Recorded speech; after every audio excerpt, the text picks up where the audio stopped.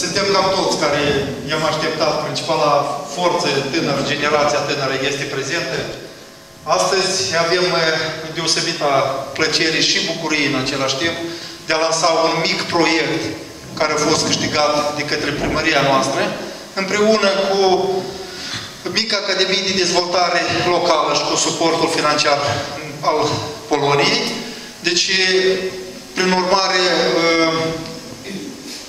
proiectul are denumirea Sportul este fortificarea sănătății, care înseamnă viață.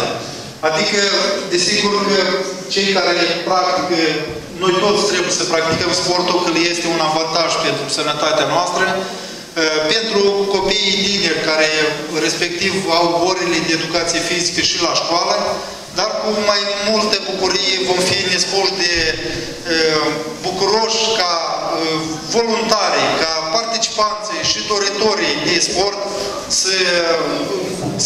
numărul lor să se mărească. Suntem bucuroși să vă vedem aici, în această componență, dragi copii. Scopul acestui proiect este dezvoltarea și diversificarea ofertei educaționale pe plan local pentru un stil de viață sănătos, destinat unui grup de 25 copii în vârstă de 7-15 ani. Din satul Măgurele, sigur. Deci, cu acest generic, proiectul nostru a luat debut și în acest fel s-a mers pe etape corespunzătoare ca astăzi să avem în fața noastră setul de aceste saltele pentru sport, de asemenea un complet pentru volei, numai că la moment nu ne putem permite un joc de volei din cauza timpului rece și a nevoius care îl avem, dar urmează sezonul când se va încălzi în primăvară și eu sunt sigur că o bună parte din locuitorii satului, o bună parte din cei tineri vor fi bucuroși să practice și voleiul în aer liber. Țin cu această ocazie și cu lansarea acestui mini-proiect, țin să menționez aportul încă o dată a micii Academii, care au contribuit material la finanțarea acestui proiect. Contribuția și a primăriei prin diversificarea materialelor de informare. De asemenea, cheltuielile de transport au fost suportate de către doamna Aurelia Palade, ca lui Dumitru Său.